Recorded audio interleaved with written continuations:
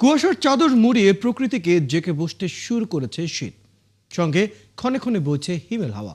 এতে ৯ ডিগ্রির ঘরে নেমেছে দেশের সর্বনিম্ন তাপমাত্রা।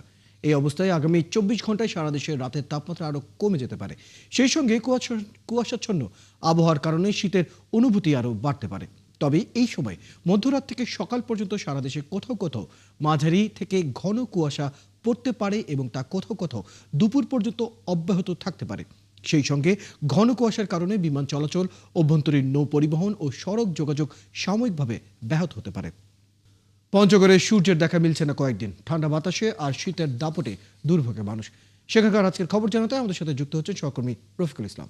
রফিকুল, শীতের তীব্রতা এখন পর্যন্ত কেমন দেখছেন এবং সর্বনিম্ন তাপমাত্রা কত রেকর্ড করা হয়েছে? ফয়সাল, আজকে সকাল ৯টা তাপমাত্রা রেকর্ড করা হয়েছে ১১ ডিগ্রি সেলসিয়াস, অর্থাৎ গত কয়েকদিন থেকে কিন্তু ১০-১১ ডিগ্রির মধ্যেই কিন্তু ঘরে সাধারণত সকালকার তাপমাত্রা চলছে। এছাড়া আপনার দিনের তাপমাত্রা চলছে ২২ ডিগ্রি সেলসিয়াস। তবে একটা জিনিস লক্ষ্য করেন যে গত ৫ দিন থেকে কিন্তু আসলে পঞ্চগড় জেলার উপর দিয়ে আসলে কিন্তু সূর্য দেখা মিলছে না, অর্থাৎ প্রচন্ড ঘন কুয়াশা এবং দিনভর কিন্তু ঘন কুয়াশা।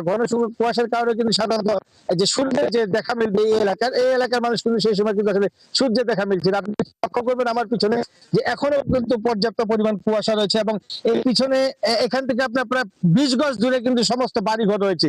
কিন্তু বাড়িঘর থাকলেও কিন্তু একটা বাড়িঘরে কিন্তু সেখান থেকে আমাদের চোখে পড়তেছে না, কিছু দেখা যাচ্ছে না।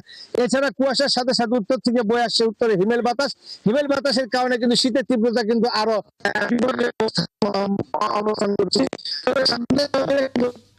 রফিকুল ইসলাম, আপনি খবর রাখতে থাকুন। দর্শক, আমাদের সাথে আমাদের সহকর্মী পঞ্চগড় থেকে যুক্ত ছিলেন, জানাচ্ছিলেন সেখানকার শীতের সর্বশেষ খবর।